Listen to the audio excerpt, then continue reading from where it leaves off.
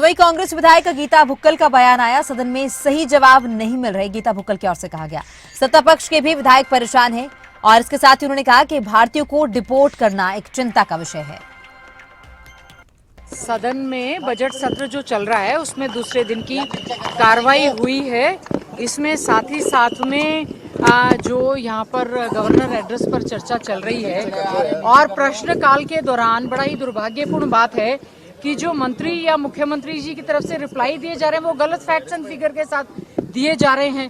तो हम चाहते हैं सत्ता पक्ष पूरी तैयारी के साथ आए। बहुत सारे प्रश्नों में हमें तो जो है वॉकआउट करना पड़ा।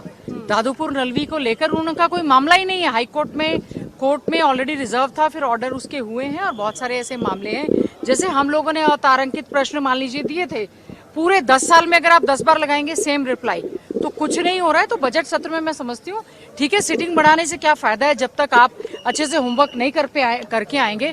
सत्ता पक्ष के साथ साथ विपक्ष के मुद्दों को सही ढंग से उठाएं। बल्कि सत्ता पक्ष के भी बहुत से विधायक बहुत परेशान हैं कि किस प्रकार से वो अपने मुद्दे उठाएं, बल्कि वो हमें कहते हैं कि आप उस पर उठाएं। देखा होगा आपने किस तरह से घोटालों की बात हुई, एमबीबीएस के स्कैम की बात हुई, माइनिंग की बात हुई, शिक्षा के गिरते हुए स्तर की बात हुई और एक जो सरकारी संकल्प जो यहाँ पर पेश किया गया, हमने उसमें कहा है कि डंकी के माध्यम से इलीगल तरीके से जो हमारे युवा साथी हरियाणा से पलायन कर गए थे और बेड़ियों में डालकर उनको जिस प्रकार से लाया गया है, ये बहुत ही चिंता का विषय है। इसके लिए सरकार को कोई पॉलिसी बनानी चाहिए। साथ ही साथ में जो हमने इस पर ध्यानाकर्षण प्रस्ताव दिया है उस पर भी पूरी तरह से चर्चा होनी चाहिए।